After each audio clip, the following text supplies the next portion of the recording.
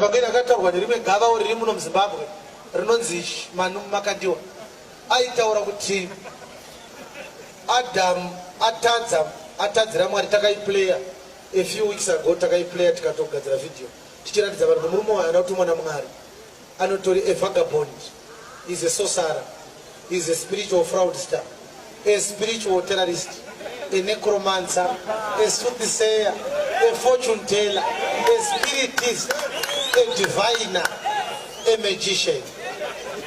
Satan. Makandiwa ndi Satan chai anotumwa naMwari. Makandiwa anoti Adamu adya chinhu chakaratidza kuti Adamu adya hanzi ileki. Unozoitaga video yo akati chakaratidza kuti Adamu adya muchero akatanga kuona zvaakanga asina. Zvikanzi saka uchiona sin inonyanyo manifesta in poverty. Kana uri poor isaine kuti you are in sin. Kana waponeswa haufanire kuramba uri poor, unofanira kuita mari. Munhu wese asina mari haende denga, because kana wanamata unofanira kupfekedzwa. Mwari akapfekedza Adamu dewe. Adamu akatanga kuona kuti handakupfeka.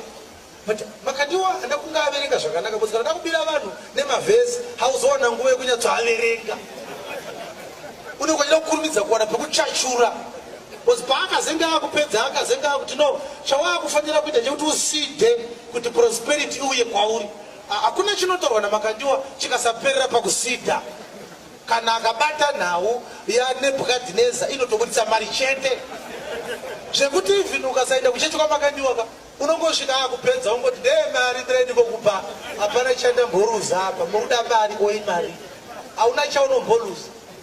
Makandiwa kana akaparidza ari mundege, maridzo yake inoperera pakuti vanhu ngavaside vaite mari.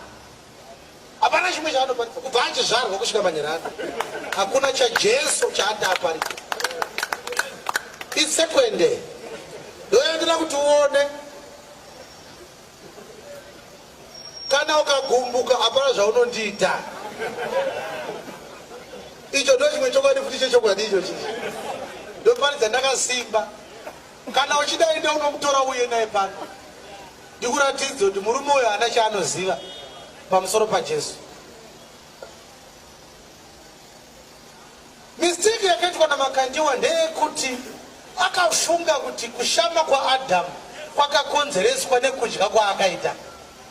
But the verse inoti asati adya, they were both naked and were not ashamed.